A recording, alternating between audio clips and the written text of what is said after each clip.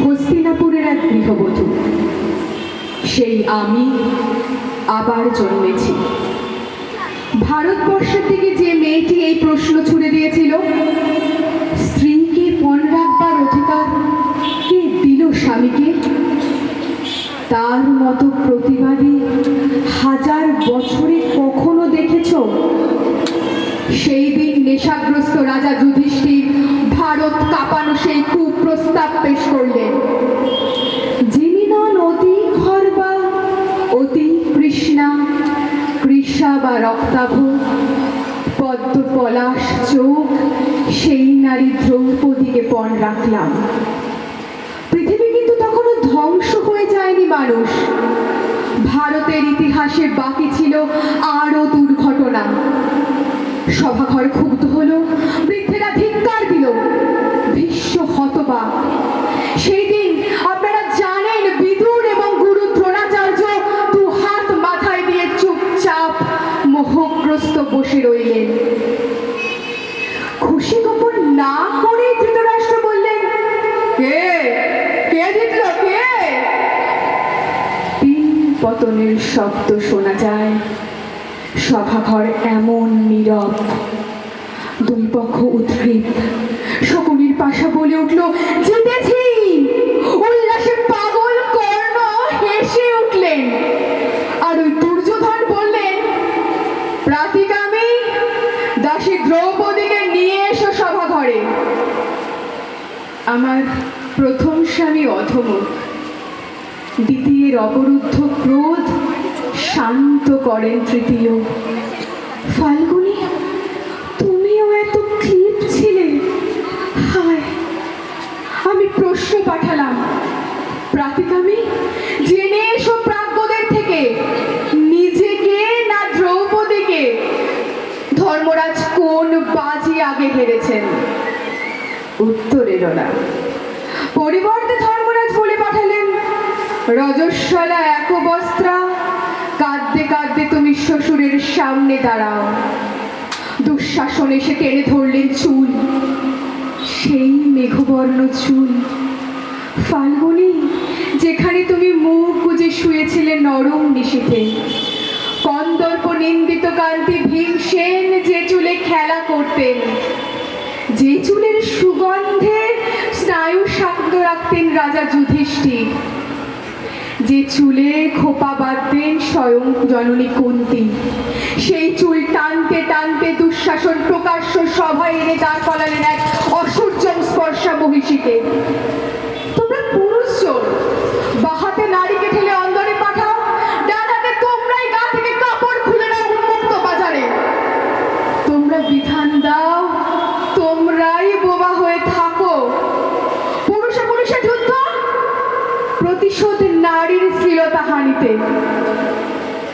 স্খলিত বসনে সভা ঢেকে গেল। দ্রৌপদীর শাড়ি খুলল না। তন্তুর কৌশলে আমি প্রমত্ত কৌরব ঘরে লজ্জা রাখলাম। ওরে দুঃশাসন শোন, শত দেবতাও এসে তোকে বাঁচাবে না। মহাযুদ্ধে পাণ্ডবেরা প্রতিশোধ নেবে এই দারুণ লজ্জার। ছি কুরুবৃদ্ধগণ, ছি দুটো জগন্নাথ ভারতবাসীকে, আপনারা চুপচাপ বসে দেখলেন এই অধর্মের জয়। সারি সারি আর সারি, রেশমের 7 রঙে ঢেকে গেল কৌরবের সভা, তবু কীট খুলল না। লজ্জা বস্ত্রটুকু তবু থেকে গেল দুঃস্বপ্ন শরীরে। শরীর দুঃস্বপ্ন কেন? লেলিহানে শরীর ছুতে চেয়ে পুড়ে গেছে নগর বন্দর। এমুক চুম্বকের মতো টেনে এনেছিল নদী তীরে অসংখ্য তরুণী। আমার মতোই কোনো অভিশপ্ত নারী, নাকি আমি স্বয়ং? কে যেন আমার মুখ দেখে বলেছিল, থেমে থাকা ইতিহাস, তোমার সৌন্দর্য দেখে অন্য সব নারীদের বানরই লাগছে। কে বলেছিল? বলেছিল জয়দ্রথ। বলেছিল জয়দ্রথ বনবাসে তাড়া করে এসে, হে পুরুষ, রূপ দেখলেই কেন হাতের মুঠোয় চাও জ্যান্ত মানবীকে?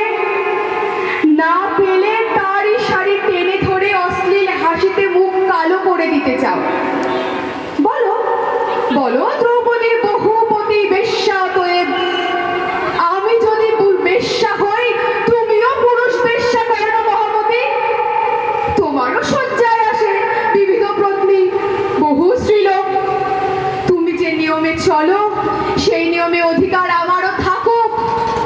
তোমরা যে গ্রন্থ লেখো সে গ্রন্থ আমরাও পাল্টে দিতে পারি। শোনো কর্ণ, শোনো সভাজন, তোমাদের ছাই পাশ বিধিনিষেধের দিকে একটি বঙ্কিম প্রশ্ন। আমি যখন প্রশ্ন করি তোমরা ভয় পাও। ভীষ্ম পিতামহ আমার, তুমিও মুখ লুকাও। ধৃতরাষ্ট্র বলুন, আমি কলঙ্কের যোগ্য কিনা আজ? শ্রীগাল গাধা উঠল ডেকে, অশুভ সব শব্দ মহারাজ। দুর্যোধন উড়ু দেখান, উড়ুর নিচে শানিত অপমান। হতচেতন যুধিষ্ঠির বোঝেন না তো কিছুই মহাপ্রাণ। ঝড়ের মতো ফুঁসে ওঠেন একাই ভীমসেন।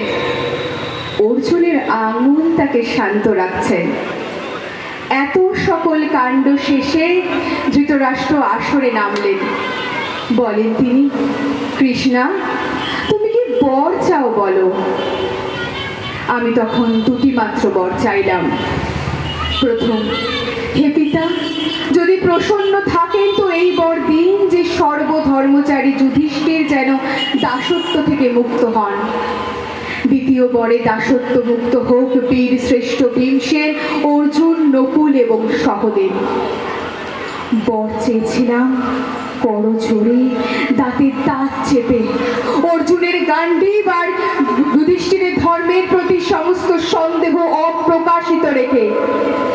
বিশ্ববন্দিত স্বামীদের প্রতি আমার ক্রোধ ও সন্দেহ তো প্রকাশ করা যাবে না। সভাজনের কাছে তারা হাস্যাস্পদ হবেন। ধৃতরাষ্ট্র তৃতীয় বর নিতে অনুরোধ করলেন।